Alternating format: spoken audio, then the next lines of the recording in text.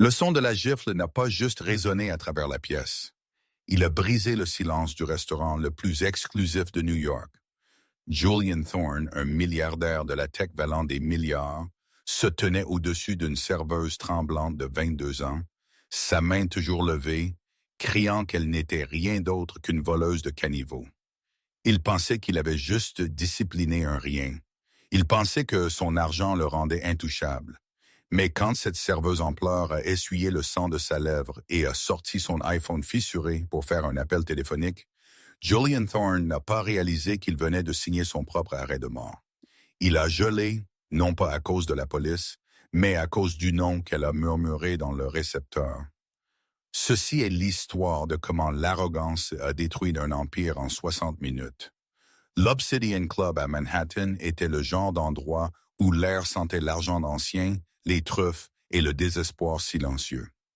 Pour obtenir une table ici, vous n'aviez pas juste besoin d'une réservation. Vous aviez besoin d'une lignée.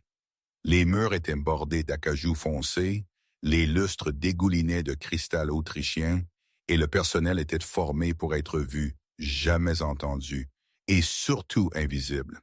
Emma était bonne à être invisible. À 22 ans, avec ses cheveux châtains désordonnés tirés en un chignon sévère et un uniforme qui était 2 tailles trop grand, elle se fondait parfaitement dans les ombres de la salle à manger. Elle se déplaçait avec la grâce silencieuse de quelqu'un qui a passé une vie entière à essayer de ne pas prendre de place. Pour les clients de l'Obsidian, elle n'était pas une personne avec des rêves, une histoire ou un battement de cœur. Elle était une paire de mains qui remplissait les verres d'eau et remplaçait l'argenterie.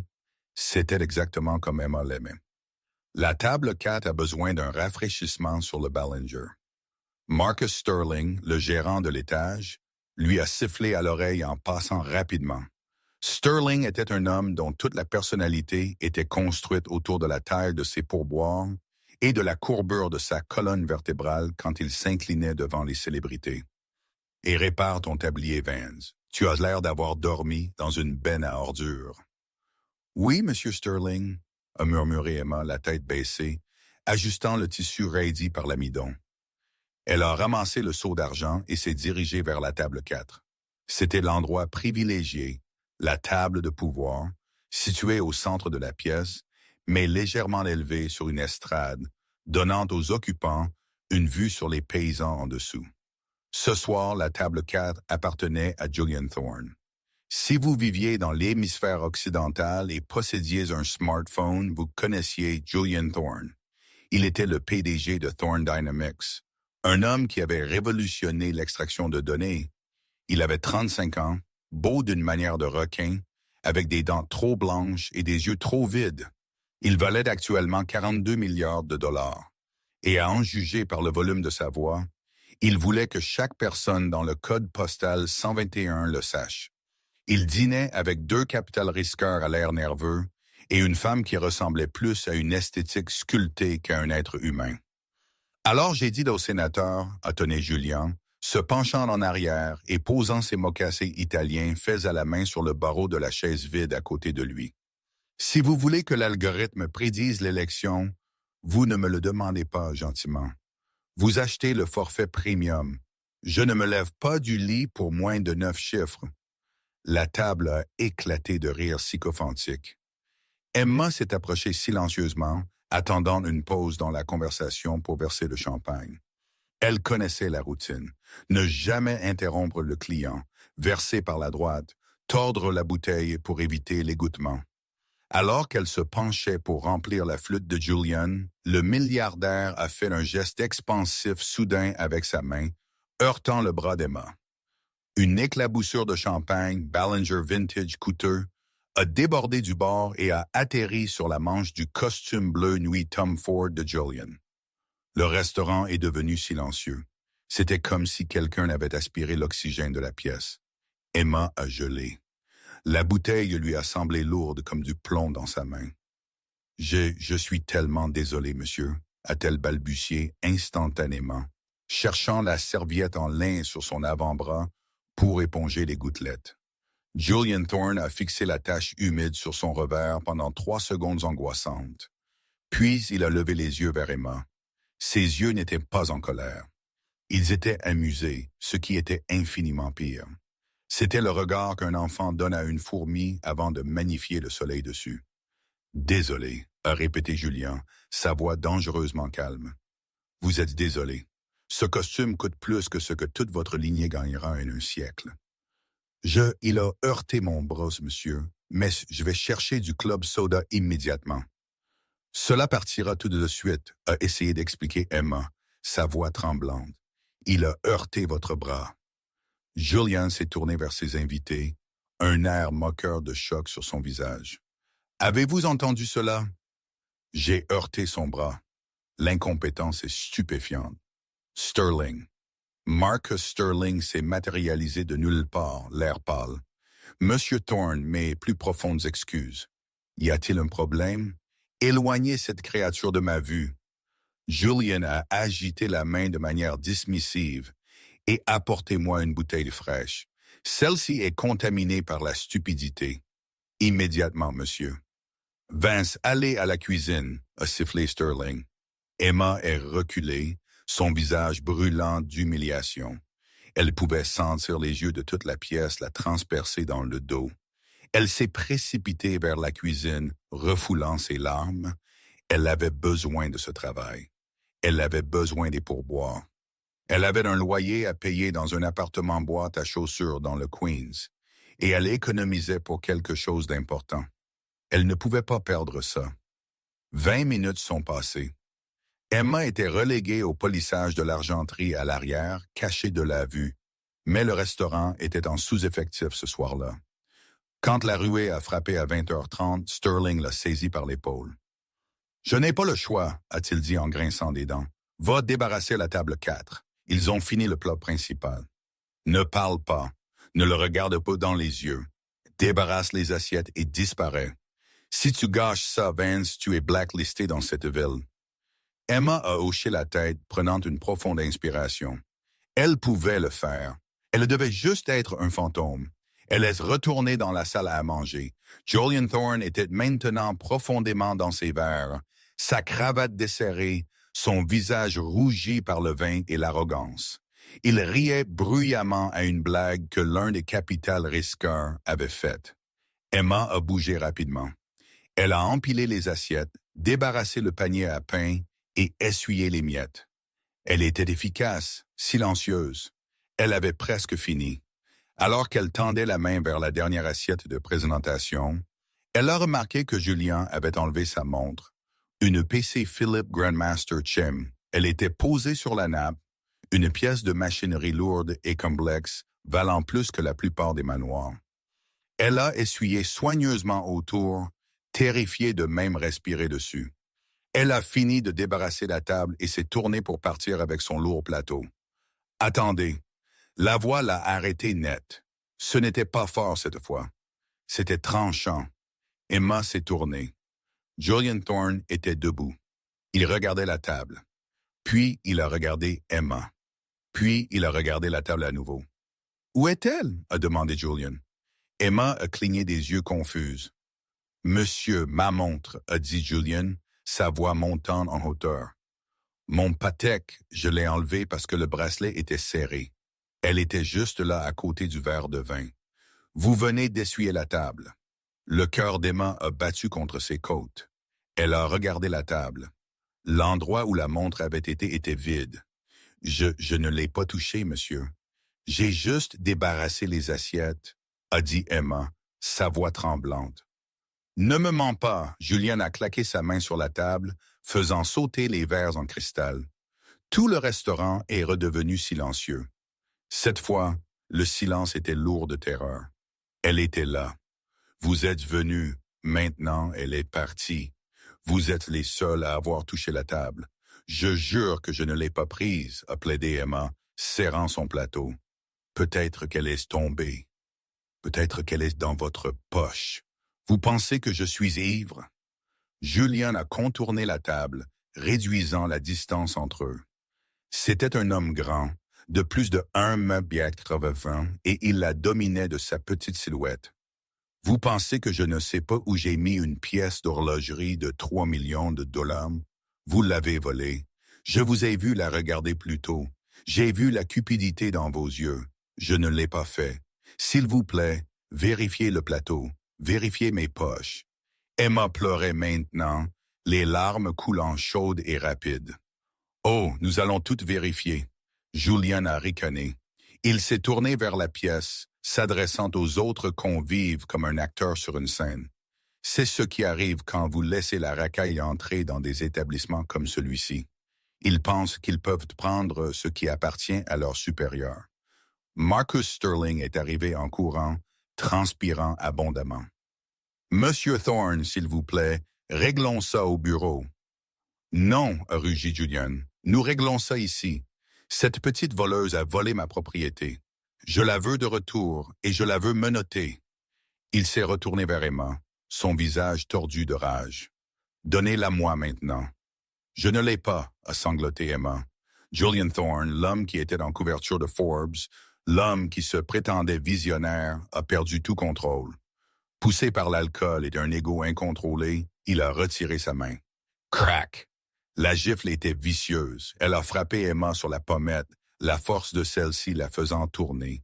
Elle a laissé tomber le lourd plateau. Les assiettes se sont brisées sur le sol en marbre. L'argenterie s'est éparpillée avec un fracas assourdissant. Emma est tombée à genoux, serrant son visage, le choc rayonnant à travers son corps. Le restaurant a haleté. Quelques chaises ont raclé en arrière, mais personne n'a bougé pour aider. La dynamique de pouvoir était trop terrifiante. Julian se tenait au-dessus d'elle, respirant lourdement, ajustant ses boutons de manchette. « Ne joue pas la victime avec moi, a-t-il craché. Tu es une voleuse.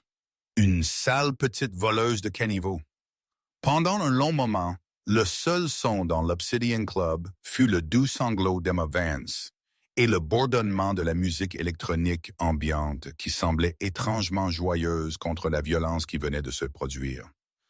Emma a goûté le cuivre. Sa lèvre était fendue. Sa joue lui semblait en feu. Mais la douleur physique n'était rien comparée à la honte brûlante. Elle était à genoux au milieu d'une pièce pleine de l'élite de la ville, entourée de porcelaine cassée et de restes de bisques de homard. Elle a levé les yeux à travers ses larmes. Elle a vu des visages détournés, des gens faisant semblant d'inspecter leur vin ou leur téléphone. Ils l'ont vu se produire. Ils savaient qu'il avait tort.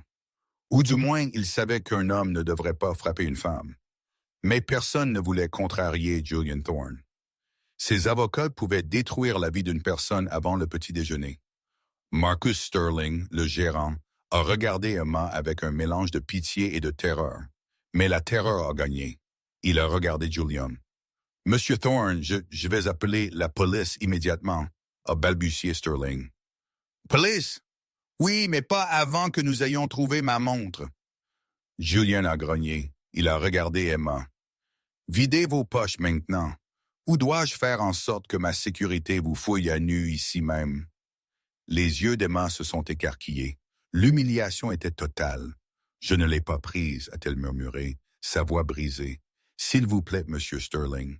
Vous me connaissez. J'ai travaillé ici pendant 6 mois. Je n'ai jamais pris un sachet de sucre. »« Tais-toi, Vance », et claqué Sterling, bien que sa voix ait vacillé. « Retournez juste vos poches.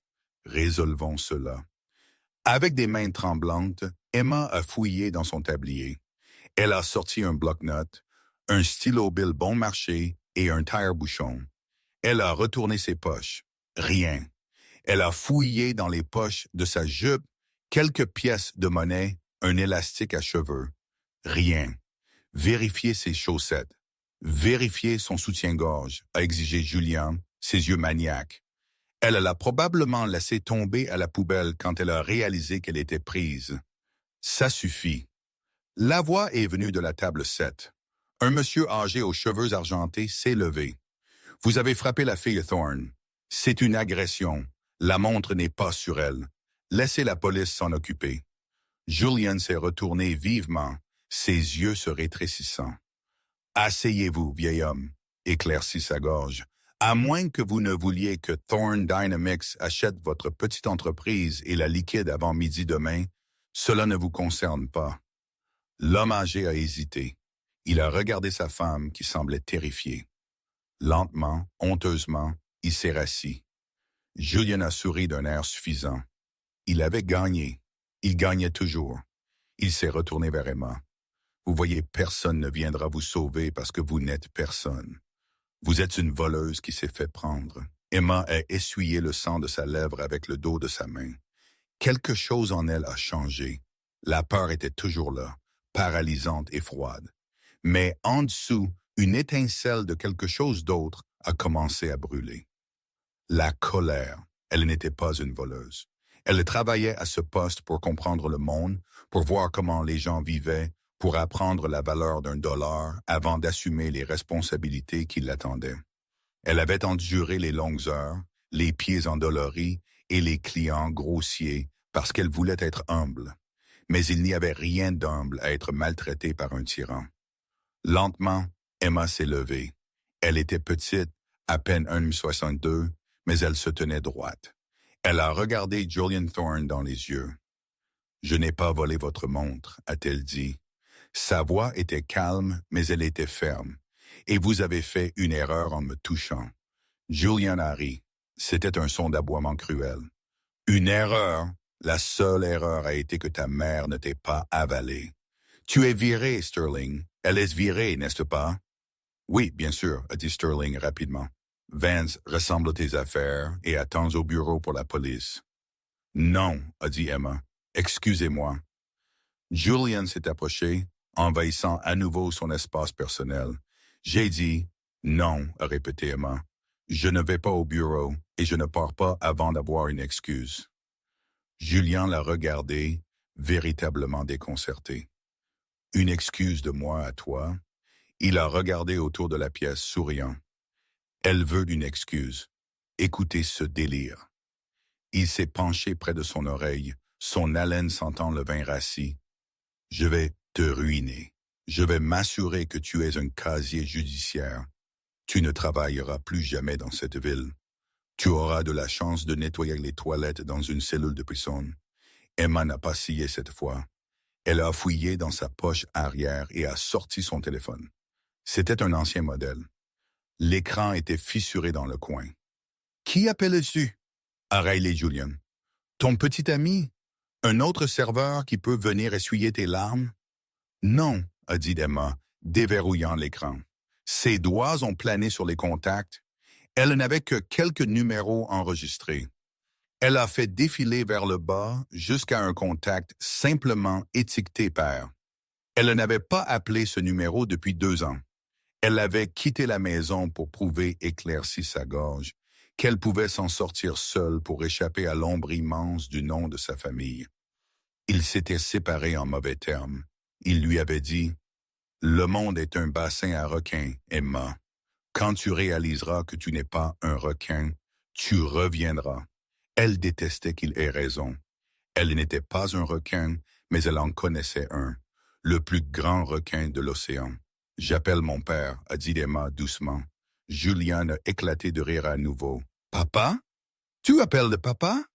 Qu'est-ce qu'il va faire? Venir ici dans sa Toyota cabossée et me crier dessus. » Emma a appuyé sur le bouton d'appel. Elle a mis le téléphone à son oreille. Il a sonné 1 fois, 2 fois. « Allô? » La voix à l'autre bout était profonde, rauque et instantanément alerte. C'était une voix qui commandait les salles de conseil sur 3 continents. « Papa » a dit Emma, sa voix se brisant pour la première fois depuis qu'elle s'était levée. Emma, le ton à l'autre bout est passé de dominant à concerné en 1 milliseconde. « Emma, c'est toi? Ça fait longtemps. Ça va? »« Non, papa, » a-t-elle dit, regardant droit dans les yeux arrogants de Julian Thorne. « Je suis au travail à l'Obsidian. Un homme vient de me gifler. » Il y a eu un silence sur la ligne. C'était un silence terrifiant. C'était le son d'un glacier qui se fissure. « Qui? » a demandé son père. Un mot, pas d'inflexion, juste un pur danger froid. Julian Thorne a dit Emma clairement pour que toute la pièce puisse entendre. « Il m'a accusé d'avoir volé sa montre. Il m'a frappé, papa. Il m'a fait saigner. » Julian a levé les yeux au ciel, croisant les bras. Dites-lui que je le poursuivrai en justice, lui aussi, s'il m'ennuie. Mettez-le sur le haut-parleur, a dit son père.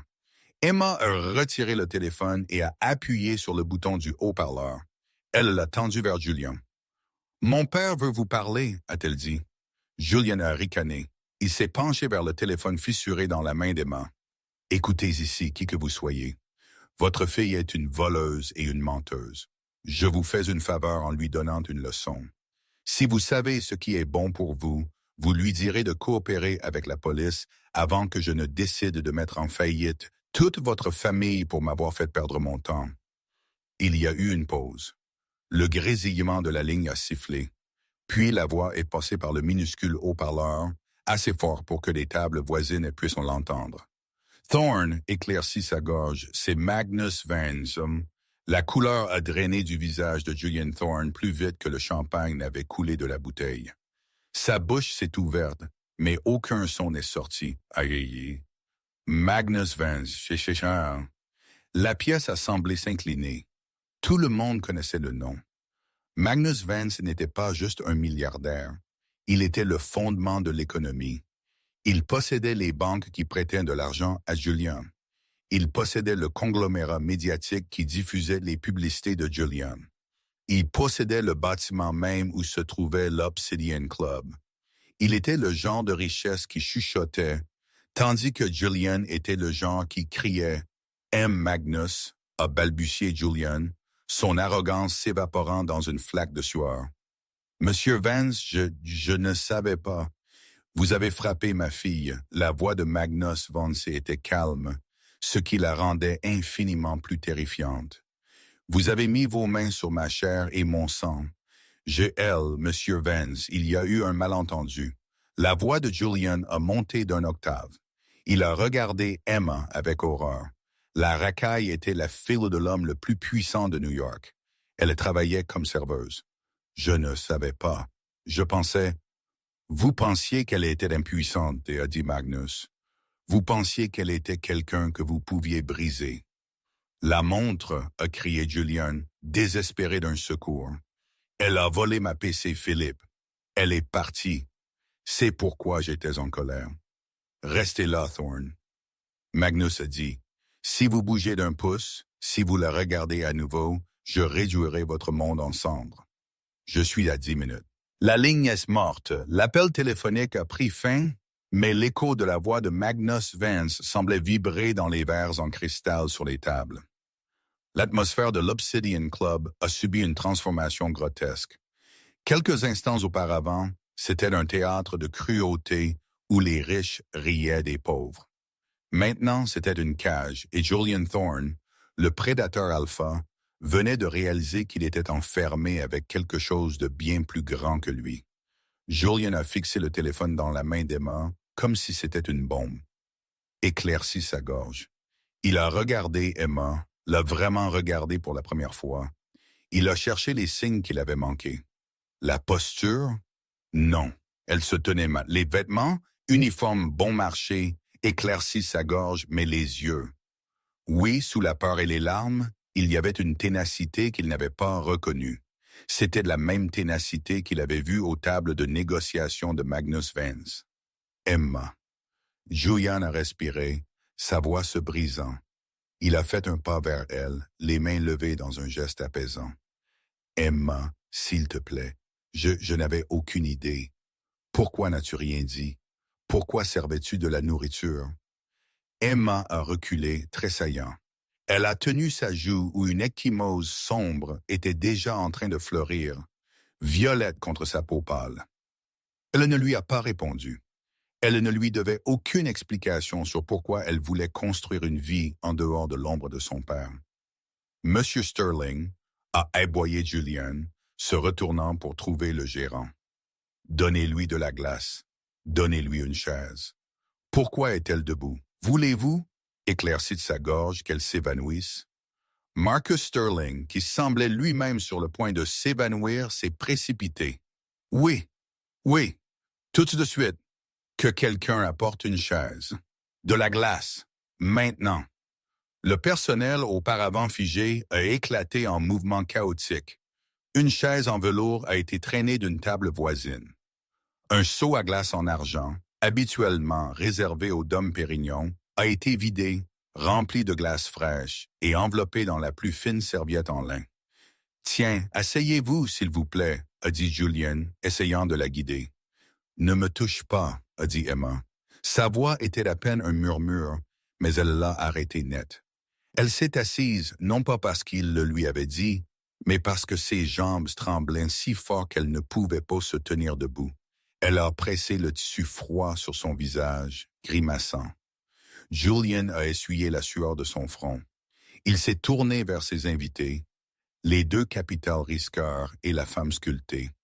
Il le regardait avec un mélange d'horreur et de calcul. Il savait ce que Magnus Vance pouvait faire. Magnus pouvait geler des actifs. Il pouvait mettre des entreprises sur liste noire. Il pouvait faire chuter les cours boursiers avec un seul tweet. Être associé à Julian Thorne en ce moment était toxique. « Je dois y aller », a dit l'un des capital risqueurs, se levant brusquement. « Mais femme, urgence. »« Asseyez-vous, Frank. » Julian a sifflé. « Si vous me quittez maintenant, l'affaire est annulée. L'affaire est morte. » Julian, a dit Frank, jetant sa serviette sur la table. « Vous venez d'agresser la fille de Magnus Vance. L'action Thorne Dynamics se négociera pour des centimes dès demain matin.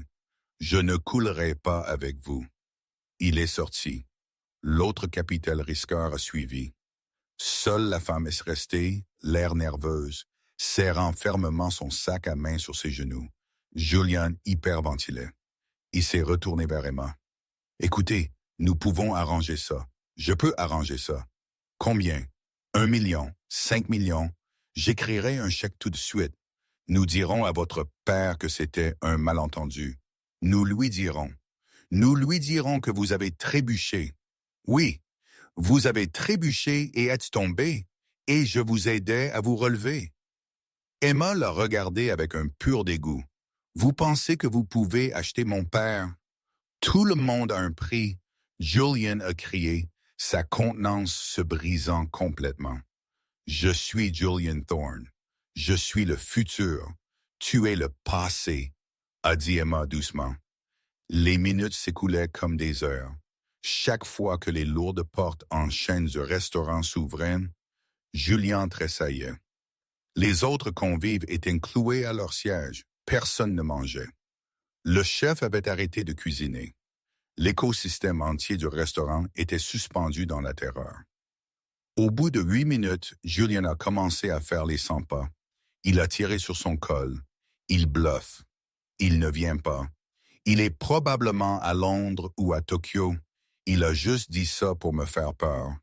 Il a regardé l'endroit vide sur la table où sa montre avait été. Et la montre? Vous avez toujours la montre. C'est le levier.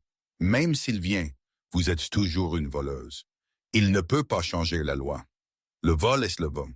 Il essayait de se convaincre. Il était désespéré de trouver un récit où il n'était pas le méchant, où il n'était pas condamné. « Je n'ai pas pris votre montre », a dit Emma, fatiguée. « Alors où est-elle » écriait Julian, donnant un coup de pied au pied de la table. Boum! Les doubles portes de l'Obsidian Club ne se sont pas juste ouvertes. Elles ont été projetées avec une telle force qu'elles ont heurté les butoirs avec un claquement retentissant. Le silence dans la pièce s'est brisé. 2 hommes en costume sombre sont entrés les premiers. Ils étaient massifs, efficaces et ont scanné la pièce avec une paranoïa professionnelle. C'était de la sécurité privée, le genre qui opère au-dessus de la loi. Puis Magnus Vance est entré. Il avait 60 ans, mais il se déplaçait avec l'énergie cinétique d'un boxeur poids lourd. Il portait un manteau de laine anthracite sur un costume qui coûtait plus que le revenu mensuel du restaurant. Ses cheveux étaient argentés, balayés en arrière, et son visage était gravé de lignes de décision difficiles et de victoires impitoyables. Mais ses yeux, habituellement d'acier bleu froid, brûlaient actuellement de la rage d'un père. Il n'a pas regardé le personnel. Il n'a pas regardé les invités. Il n'a pas regardé Julian. Il a marché droit vers le centre de la pièce, vers la chaise en velours, où était assise la fille en uniforme de serveuse trop grand, tenant de la glace sur son visage. « Emma », a-t-il dit. Sa voix n'était pas la voix forte du téléphone. Elle était douce, presque brisée. Emma a levé les yeux, des larmes coulant à nouveau. « Papa !» Magnus s'est agenouillé. C'était une scène dont on parlerait dans la société new-yorkaise pendant des décennies. Magnus Vance, le roi de fer, agenouillé sur le sol d'un restaurant. Il a doucement pris sa main et a retiré la serviette de son visage. Quand il a vu l'échymose, violette, gonflée et furieuse contre sa pommette et la coupure sur sa lèvre, sa mâchoire s'est contractée si fort qu'un muscle a frémi dans sa joue. Il a fermé les yeux une seconde, inspirant profondément, se composant. S'il ne l'avait pas faite, il aurait pu tuer un homme à main nue le même.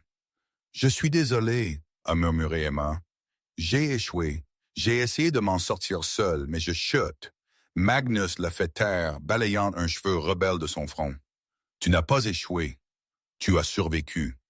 Il n'y a aucune honte à appeler la cavalerie quand tu fais face à un monstre. » Il s'est levé. Il a aidé Emma à se relever, gardant un bras protecteur autour de ses épaules. Il l'a confiée à l'un des gardes de sécurité. « Amenez-la à la voiture. Appelez le Dr. Harris au téléphone.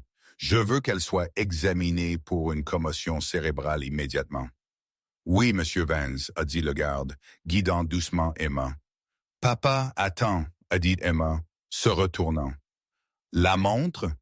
Il a dit que j'avais volé sa montre. » Magnus ne s'est pas tourné vers elle. Il a gardé ses yeux fixés sur Julian Thorne. « Vas-y, Emma, je m'occuperai de la montre. Je m'occuperai de tout. » Emma est partie. Les portes se sont refermées derrière elle. Maintenant, il n'y avait plus que Magnus Vance et Julian Thorne. Julian se tenait près de la table 4, tremblant. Il a essayé de sourire. C'était une chose squelettique et épouvantable. « Magnus, Monsieur Vance, c'est un honneur. Je pense que les émotions étaient vives ce soir. Je ne savais pas que c'était votre fille. Si j'avais su. » Magnus a marché vers lui. Le son de ses chaussures habillées sur le marbre était rythmique, délibéré.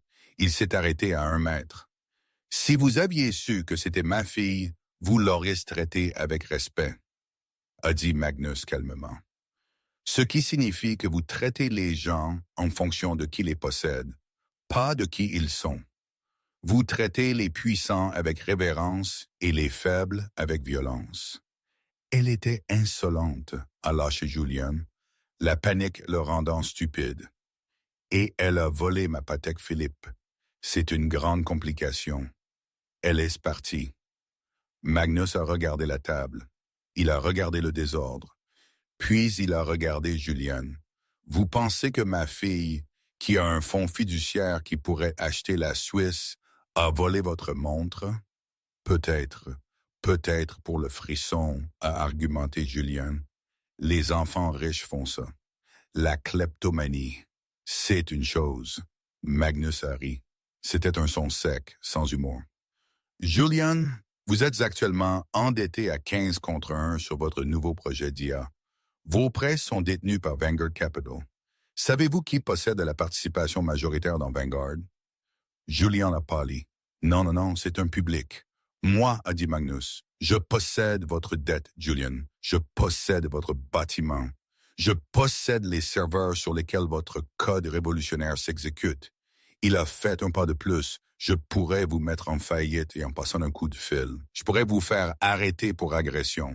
Je pourrais vous enterrer sous les poursuites judiciaires jusqu'à ce que vos arrière-petits-enfants naissent endettés. Mais je veux savoir une chose d'abord. Magnus a tourné son regard vers la femme assise à la table. La compagne de Julian. Elle était restée parfaitement immobile tout ce temps, essayant de se fondre dans le rembourrage. « Vous, a dit Magnus, levez-vous. » La femme, un mannequin nommé Chloé, s'est levée en tremblant. « Je n'ai rien fait. » Magnus a pointé son sac à main. C'était un petit sac de créateur argenté. « Ouvrez-le. »« Quoi ?» a haleté Chloé. « C'est une propriété privée. Ouvrez-le, » a rugi Magnus, sa voix montant enfin en un coup de tonnerre qui a fait trembler les murs. Chloé a sangloté. ses doigts s'embrouillant avec le fermoir. Elle a ouvert le sac. Magnus a fouillé. Il éclaircit sa gorge, n'a pas sorti de rouge à lèvres. Il n'a pas sorti de téléphone. Il a sorti une PC Philippe Grandmaître à sonnerie. La pièce a haleté. Julian Thorne a regardé la montre, puis Chloé, ses yeux sortant de sa tête. Chloé, a murmuré Julien. Toi, je suis désolé, a gémi Chloé. Tu as dit que tu allais me larguer. Tu as dit que tu t'ennuyais. J'avais besoin d'une assurance. Elle était juste là. Magnus a fait pendre la montre en l'air, l'objet de 3 millions de dollars qui avait causé la bastonnade et l'humiliation d'une jeune fille.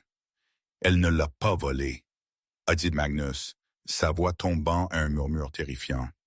Le personnel ne l'a pas volé.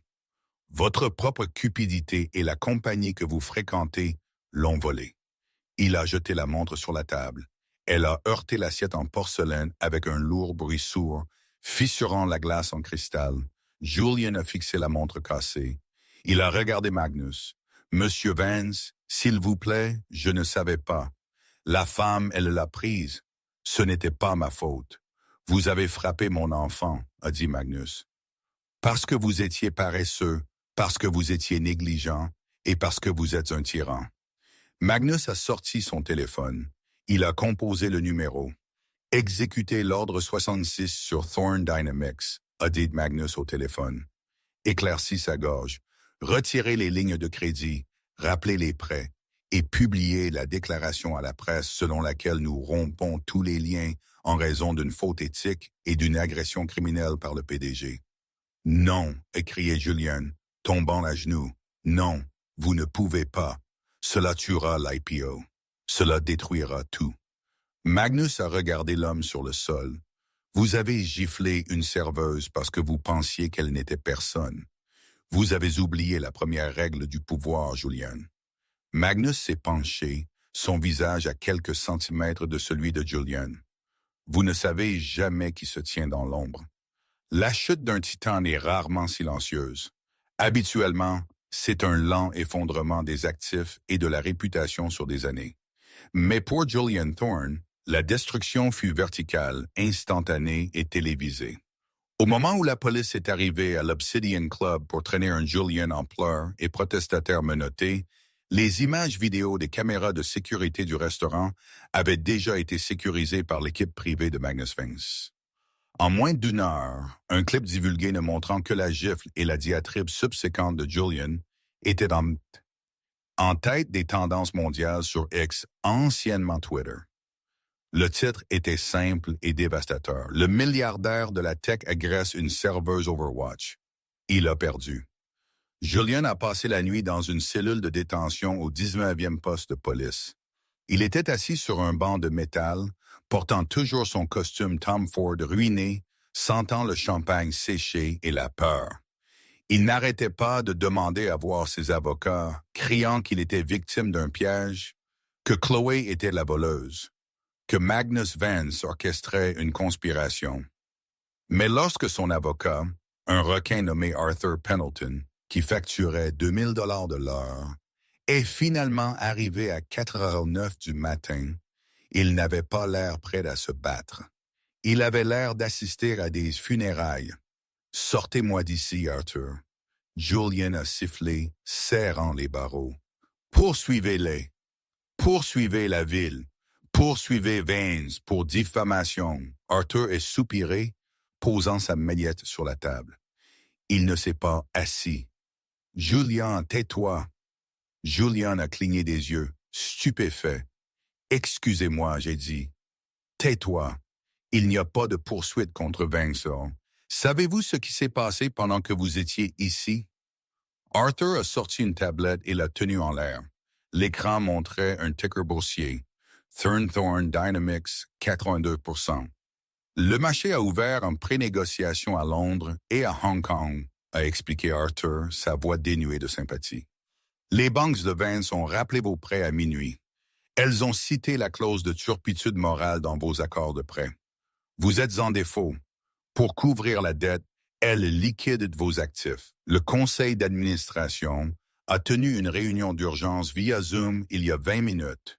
Vous avez été révoqué de votre poste de PDG avec effet immédiat. Ils ne peuvent pas faire ça, Julien a crié. J'ai fondé l'entreprise. C'est la mienne. C'était la vôtre. A corrigé Arthur. Maintenant, elle appartient aux créanciers. Spécifiquement, elle appartient à une société holding appelée Vengeance LLC qui a été incorporée il y a 3 heures. Devinez qui la possède. Julien s'est affaissé contre le mur de béton froid. Magnus Vance ne l'avait pas juste battu, il l'avait mangé vivant. Pendant ce temps, de l'autre côté de la ville, dans une suite penthouse du Saint Egredius, l'atmosphère était calme, stérile et sûre. Emma était assise sur un canapé moelleux, une lourde couverture autour d'elle. Sa joue était bandée et sa lèvre était cousue. Elle tenait une tasse de thé à 2 mains, regardant la ligne d'horizon. Magnus Vance était assis dans le fauteuil en face d'elle. Il semblait plus âgé ce soir. La rage s'était éteinte, laissant derrière elle une tristesse lasse. « J'ai détesté te voir comme ça », a dit Magnus doucement. « Dans cet uniforme, à servir des hommes comme lui. »« J'aimais le travail, papa », a dit Emma doucement, sans le regarder. « Pas l'abus, mais le travail. Ça semblait réel. Personne ne connaissait mon nom. Personne ne se souciait du fonds fiduciaire. Si je laissais tomber une assiette, j'étais maladroite. Si je faisais du bon travail, j'avais un pourboire. C'était honnête. Magnus a hoché la tête lentement. Je sais. J'ai essayé de te protéger du bassin à requins et tu as sauté dans l'océan pour prouver que tu pouvais nager. Je respecte cela, Emma. Plus que tu ne le sais, il s'est penché en avant. Mais il y a une différence entre être humble et être sans défense. Ce soir, tu étais sans défense. C'est mon échec, pas le tien. Emma l'a regardé. Que lui arrive-t-il? Julien, il est en train d'être effacé, a dit Magnus simplement. La semaine prochaine, il sera une note de bas de page dans un manuel d'éthique des affaires, une histoire d'avertissement. Je ne veux pas de vengeance, a dit Emma, sa voix tremblante. Je veux juste qu'il sache que je suis une personne, que nous sommes tous des personnes. Il sait maintenant, a dit Magnus sombrement. Mais Emma, tu ne peux pas retourner à l'Obsidian. Tu ne peux pas retourner à être invisible. Le monde sait qui tu es maintenant. La vidéo est partout. Emma a fermé les yeux. Son expérience d'anonymat était terminée. La bulle avait éclaté. « Alors qu'est-ce que je fais ?» a-t-elle demandé. Magnus a souri, un sourire chaleureux et sincère. « Tu prends ta place à la table, non pas en tant que ma fille, mais en tant que la femme qui a tenu tête à un tyran et a gagné. » Éclaircit sa gorge. « Viens travailler avec moi. Pas pour moi. Avec moi. Dirige la fondation caritative ou la branche médiatique. Utilise cette empathie que tu as apprise en servant la table. L'entreprise a besoin d'un cœur. Emma. J'ai été le cerveau et le poing pendant trop longtemps. Emma y a réfléchi. Elle a pensé aux autres serveuses, aux commis de salle, aux gens que Sterling engueulait quotidiennement. Elle a pensé aux gens invisibles. « D'accord », a-t-elle murmuré, « mais à une condition. N'importe quoi. »« Nous achetons l'Obsidian Club », a-t-elle dit. Magnus a levé un sourcil. « Et en faire quoi? Le brûler? »« Non », a dit Emma, un petit sourire malicieux effleurant ses lèvres meurtries. « Je veux virer Marcus Sterling et je veux changer le code vestimentaire. » 3 semaines plus tard, New York bouge vite. Le scandale de Julian Thorne avait déjà été remplacé par l'affaire d'un politicien dans le cycle d'actualité, mais les débris de sa vie fumaient encore. Julian était assis dans un petit bureau d'avocat exigu dans le Queens. Il ne pouvait plus se permettre Arthur Pendleton. Il était maintenant représenté par un défenseur public nommé par la Cour, Gary, qui avait de la moutarde sur sa cravate et avait l'air de ne pas avoir dormi depuis 1 semaine. Julian ressemblait à un fantôme. Il avait perdu 9 kilos. Ses cheveux étaient en désordre.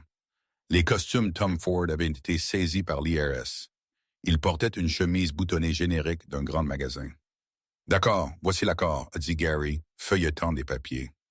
Le procureur propose un plaidoyer, agression au 3e degré, 2 ans de probation, un service communautaire massif et des cours obligatoires de gestion de la colère, plus la restitution.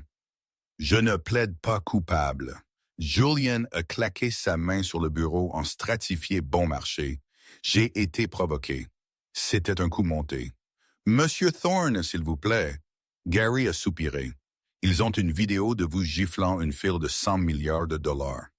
Ils ont une vidéo de vous criant des insultes raciales et classistes. Si nous allons au procès, le jury vous crucifiera. Vous ferez de la prison. De la vraie prison. Rikers Island. La mention de Rikers a fait taire Julian. Il avait passé une nuit dans une cellule de détention et avait presque perdu la tête. Il ne pouvait pas survivre en prison. Bien, a marmonné Julian. Je prendrai la probation. Bien, a dit Gary. Maintenant, il y a une chose de plus, la poursuite civile. Poursuite civile? La tête de Julian s'est relevée. Je pensais que Vance ne poursuivait pas. Il ne le fait pas, a dit Gary. Emma Vance poursuit, mais c'est une offre de règlement. Elle veut se rencontrer. Elle veut me rencontrer. Julian a froncé les sourcils. Pourquoi? Pour jubiler. Je ne sais pas, a dit Gary. Mais ses avocats l'ont dit. Si vous acceptez la réunion et signez les papiers, elle abandonnera la plainte civile pour dommages émotionnels, ce qui est bien parce que vous n'avez plus d'argent pour la payer. La réunion fut fixée pour l'après-midi suivant. L'emplacement était ironique. L'Obsidian Club. Julian a monté les marches. L'endroit semblait différent. Les lourds et intimidants rideaux de velours avaient disparu, remplacés par du lin léger et aérien. Éclairci sa gorge. La musique classique étouffante avait été remplacée par du jazz doux. Le personnel ne semblait plus terrifié. Ils avaient l'air heureux. Il est entré. Le poste d'hôtesse était vide, mais il l'a vu. Emma était assise à la table 4, la même table. Elle ne portait pas d'uniforme. Elle portait un costume blanc taillé qui la faisait paraître puissante mais élégante. Ses cheveux étaient lâchés, cascadant sur ses épaules. L'ecchymose sur sa joue avait pâli en une faible ombre jaune. Elle déjeunait. Un hamburger. Julian s'est approché de la table. Il se sentait petit. Il se sentait sale. « Assieds-toi, a dit Emma, sans lever les yeux de ses frites. » Julian s'est assis sur la chaise qu'il avait jadis frappée du pied. Emma. « Mademoiselle Vance. »« Emma, ça va, a-t-elle dit, essuyant sa bouche avec une serviette. Elle l'a regardé. Ses yeux étaient clairs. Il n'y avait aucune peur en eux. « Comment allez-vous, Julien? »« Comment vais-je? » Julian a laissé échapper un rire amer. « Je suis ruiné. Je vis dans un studio dans le New Jersey. Je prends le bus. J'ai 400 $ sur mon compte bancaire. Vous m'avez détruit. Vous vous êtes détruit vous-même? » Emma l'a corrigé gentiment. « Je vous ai juste donné l'appel. » Elle a poussé un document sur la table. « Qu'est-ce que c'est? » a demandé Julien. « Le règlement, » a dit Emma. « Je retire la plainte. Je ne veux pas votre argent. Je ne veux pas traîner ça en justice. » Julien a regardé le papier. C'était une simple renonciation. Il a cherché un stylo. « Bien, je le signerai. Et puis je ne veux plus jamais vous revoir. » Éclaircit sa gorge. « Il y a une condition, » a dit Emma. Julien a gelé. « Quoi? » Lisez le paragraphe 4. Julien a baissé les yeux.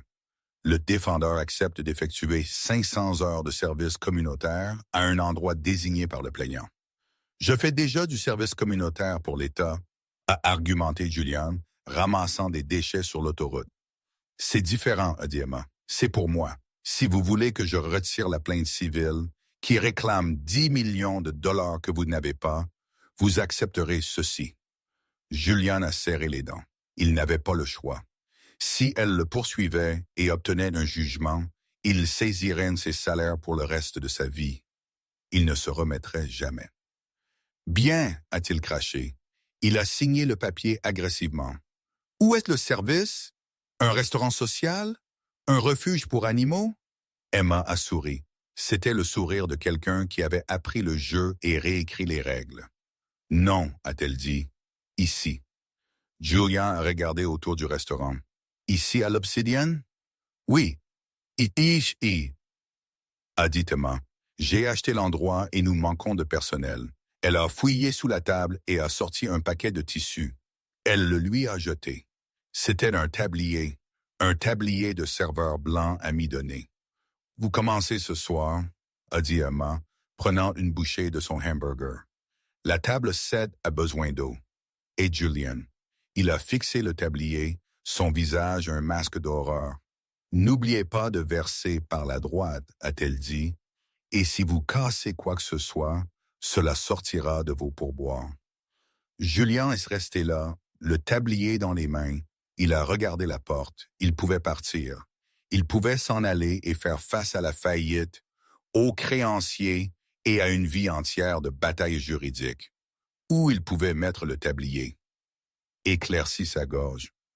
Lentement, douloureusement, l'ancien milliardaire, le roi de Silicon Alley, a noué les ficelles autour de sa taille. Il a ramassé le pichet d'eau. Il a marché vers la table 7. Emma l'a regardé partir. Elle n'a pas jubilé. Elle a juste terminé son déjeuner, laissé un pourboire généreux sur la table pour le personnel, et est sortie sous le soleil éclatant de New York, prête à commencer sa vraie vie. 6 mois plus tard. New York a une courte mémoire pour les scandales, mais une longue mémoire pour le statut. L'Obsidian Club avait changé. Sous la propriété d'Emma, ce n'était plus seulement un endroit pour les ultra-riches pour afficher leur valeur nette. C'était devenu un lieu culturel branché, un endroit où artistes, écrivains et penseurs se mêlaient à l'ancienne richesse. Le code vestimentaire était détendu, le menu était issu de sources locales et l'atmosphère était vibrante. Mais il y avait une attraction qui attirait toujours une foule spécifique, une curiosité dont l'élite chuchotait lors des cocktails. « Est-il toujours là? » demandait-il. « Oui, » répondaient d'autres. « Table 7. » Il est toujours à la table 7. Emma Vance était assise dans son bureau au dernier étage de la tour Vance Enterprises. Les murs de verre offraient une vue panoramique sur la ville qui ressemblait à un circuit imprimé de lumière. Elle ne se cachait plus dans l'ombre. Elle était directrice de la philanthropie, gérant un fonds de 2 milliards de dollars dédié à l'aide juridique pour les travailleurs des services et les familles défavorisées. Elle avait l'air différente. La timidité avait disparu, éclairci sa gorge, remplacée par une confiance tranquille. Elle portait son nom de famille non pas comme un bouclier, mais comme un outil pour ouvrir des portes aux autres. Son téléphone a vibré. C'était Marcus Sterling. Emma avait viré Sterling comme promis, mais elle l'avait réembauché 2 semaines plus tard comme commis de salle, le dépouillant de son titre et de son pouvoir. Elle lui avait dit qu'il pourrait regagner sa place s'il apprenait à traiter son personnel comme des êtres humains. Étonnamment, il était resté. « Mademoiselle Vance », la voix de Sterling a retenti semblant humble. Le quart de travail se termine. Il y a une situation avec l'employé. Julian, a demandé Emma, signant un document de subvention. Oui, un client l'a reconnu, un ancien concurrent. Il a versé du vin sur M. Thorne délibérément. Emma a arrêté d'écrire. Elle a soupiré. Je serai là dans 20 minutes. Quand Emma est arrivée à l'Obsidian, le restaurant fermait. Les chaises étaient empilées. Les lumières étaient tamisées. Elle a trouvé Julien dans la ruelle arrière, près du quai de chargement. Il était assis sur une caisse de lait, fumant d'une cigarette bon marché. Son tablier était taché de vin rouge. Il semblait plus vieux que ses 36 ans. Le vernis de requin avait disparu, érodé par 6 mois, à dire « Oui, monsieur, et tout de suite, madame », à des gens qu'il considérait autrefois comme des insectes. Il ne s'est pas levé quand elle s'est approchée. « Tu as entendu ?» a demandé Julian, fixant le pavé mouillé. « J'ai entendu » a dit Emma. « As-tu riposté ?»« Non » a dit Julian, tirant une bouffée. « Je l'ai essuyé. Je me suis excusé d'être sur le chemin de son verre de vin. Puis je lui ai apporté une nouvelle bouteille offerte par la maison. » Emma s'est appuyée contre le mur de briques. « Tu as changé, Julian. » Julian a ri amèrement. « Je n'ai pas changé, Emma. J'ai juste été brisé. » Éclaircit sa gorge. « Il y a une différence. » Il a jeté la cigarette. « Je pensais que le pouvoir était l'argent. Je pensais que si j'avais assez de zéros sur mon compte bancaire, Je pourrais remodeler la réalité. Mais ce soir, quand ce type m'a renversé un cabernet à 200 $, j'ai réalisé quelque chose. Quoi? Que je t'ai fait la même chose. Julien l'a regardé, ses yeux étaient fatigués, hantés. J'ai renversé du champagne sur toi. Je t'ai blâmé. J'ai essayé de te détruire. Ce soir, j'étais toi. C'était le but, a dit Emma doucement. Je sais, Julien a hoché la tête. La peine est presque terminée. Mes heures de service communautaire. Il me reste 40 heures. Ensuite, je suis libre. Que feras-tu? A demandé Emma. Julien a regardé ses mains. Des mains qui codaient des algorithmes, maintenant rêches à force de porter des plateaux lourds et de laver la vaisselle. Je ne sais pas, éclaircit sa gorge. Je ne peux pas retourner à la tech. Mon nom est Poisson. Peut-être que je déménagerai dans le Midwest, quelque part où personne ne connaît Julian Thorne. Emma a fouillé dans son sac. Elle a sorti une enveloppe. Mon père voulait que je te donne ceci, a-t-elle dit. Julian l'a prise avec suspicion. Il l'a ouverte. À l'intérieur se trouvait un chèque. Ce n'était pas pour des millions. C'était pour 50 000, à une lettre. Lisez-la, a dit Emma. Julian a déplié la lettre. Elle était manuscrite, de l'écriture en gros caractères de Magnus Vance. Thorne, un homme qui ne tombe jamais, n'apprend jamais à se relever. Tu as purgé ta peine, tu as mangé ta fierté. C'est un capital de départ, pas une aumône. Un prêt à 5% d'intérêt. Si tu démarres une entreprise qui aide réellement les gens au lieu de les exploiter, je pourrais être enclin à investir dans le deuxième tour. Ne me fais pas regretter cette envie. Julien a fixé le chèque. Ses mains tremblaient. Des larmes montaient à ses yeux. Pas des larmes de rage cette fois, mais de soulagement. Pourquoi, a murmuré Julien, après tout ce que j'ai fait? Parce que mon père croit aux investissements, a dit Emma, s'écartant du mur. Et il pense que peut-être, juste peut-être, vous êtes finalement devenu un être humain dans lequel il vaut la peine d'investir. Elle s'est retournée pour partir. Finis ton corps de travail, Julian, puis va construire quelque chose de réel. Emma s'éloigna dans l'allée, le son de la ville bourdonnant autour d'elle. Elle ne se retourna pas. Elle n'en avait pas besoin. Elle avait appris que la meilleure façon de vaincre un monstre n'est pas de le tuer. C'est de lui apprendre à être un homme. Julien s'est assis seul sur la caisse pendant longtemps. Il a regardé le chèque. Il a regardé le tablier sale. Lentement, il a défait le tablier et l'a plié soigneusement. Il s'est levé, a pris une grande inspiration de l'air frais de la nuit et est sorti de l'allée. Le milliardaire qui a giflé une serveuse était mort. L'homme qui est entré dans la nuit commençait juste à vivre. Et c'est l'histoire de Julian Thorne et Emma Vance. C'est un rappel brutal que dans le jeu de la vie, les pièces peuvent changer de place en un instant. Julien pensait que sa richesse faisait de lui un dieu. Mais il a oublié que le caractère est les seules monnaies qui comptent quand les comptes bancaires atteignent zéro. Il a dû tout perdre pour retrouver l'humanité qu'il avait jetée. Alors, qu'en pensez-vous? Julien méritait-il une seconde chance à la fin ou Emma aurait-elle dû le laisser pourrir? Si vous étiez à la place d'Emma, l'auriez-vous pardonné? Faites-le moi savoir dans les commentaires ci-dessous. Je lis chacun d'eux.